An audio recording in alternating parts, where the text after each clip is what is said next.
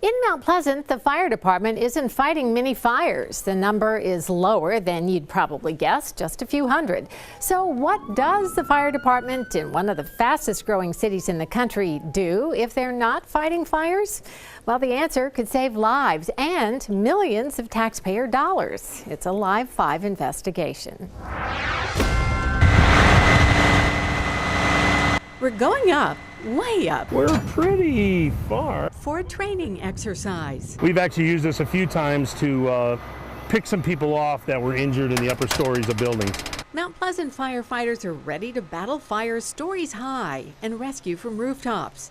This is 6 Mile Road from 107 feet in the air. We can put this right on the deck with the Yorktown, and it creates its own standpipe system and waterway system up onto the deck. But not many calls require the $1 million plus ladder trucks. We don't put out as many fires.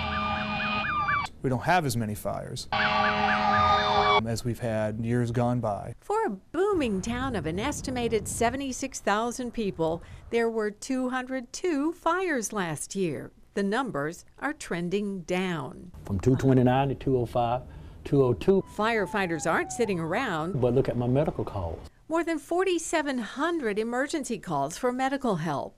So it begs the question, should we be responding to these calls, which we do to all of them, with $1 million ladder trucks? They came up with a plan. The answer, these medical response vehicles. SUVs equipped to handle small fires, but primarily medical calls. Division 516 dispatch, show me en route to Benson Drive. We can work a cardiac arrest from the beginning to end. We can deal with overdoses. We work hand in hand with Charleston County, so we carry the same equipment they do, so there's flawless transfer in between the patient care. Mount Pleasant has 2 quick response teams. This one is stationed near a cluster of nursing homes. We just looked at ourselves, Debt, and just found out, like any other business, am I giving the best service I can to the community? And we had to reinvent ourselves. The new medical response vehicle, they say, allows faster response time, but is also saving on fuel and manpower and wear and tear on those big engines. Millions. It saves millions to the taxpayer. But he says the public value is also measured by service. Because we have molded ourselves and recreated ourselves in this direction, the public is receiving paramedic quality care more quickly than they would have before.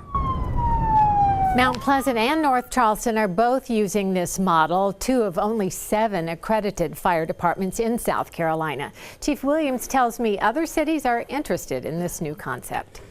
And tonight, your first look at what